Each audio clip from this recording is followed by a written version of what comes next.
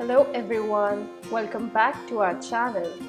In this video, I'm going to tell you the changes that have occurred in this year in our IELTS exam. So majorly, there have been 3 changes that we need to take care of. The very first one is sections are now parts.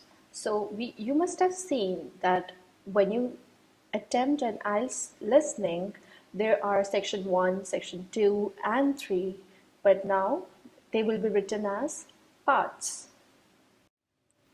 The another change that you will witness is that there will be no reference to the page number. The audio will not say that you have to look on the page number 2nd or 3rd. So this is a thing which has been changed. Another one is that you will see the example but not hear the audio twice. So in IELTS listening test, we have seen that there is an example, they repeat it. That time is mainly used by students to look for the next questions and mark certain questions, but now that time won't be there, and the example you'll not listen like twice. Now I'm going to give you certain tips that you should take care of and you should consider while doing your listening. The very first one is don't look back, read ahead. So sometimes we assume that, oh, I think this question is, I skipped this question, or I think they're talking about this question. Oh, I must have heard that this can be this question, the past one that has already been said. So you don't have to worry about it. It's okay. You have listened it. You won't forget it, of course, till the end. So give yourself time and just don't rush back. I hope that'll really help you in terms of writing the right answers.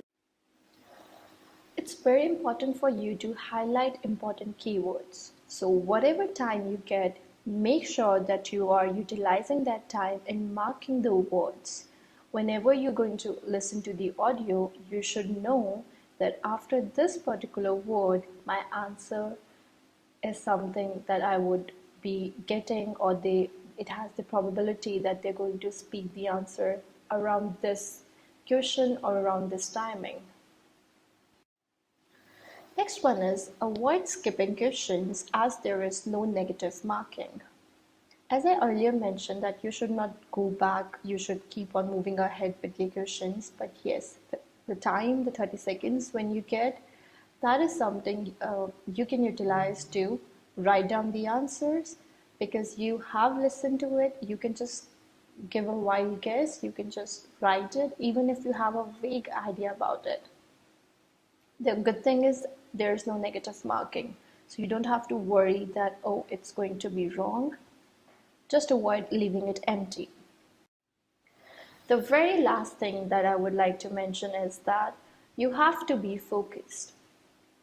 Whatever time you get, you are supposed to use it wisely, and you're supposed to mark them properly. So any distraction, anyone doing anything, turning pages, or somebody's bottle is falling down, anything that is happening in your exam hall, you should totally avoid that, and you should be totally focused on what the audio is telling you and what are the answers that you need to find.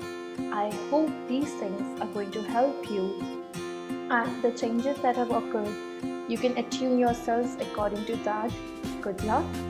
I hope you'll have a great IELTS exam. Thank you so much. Take care.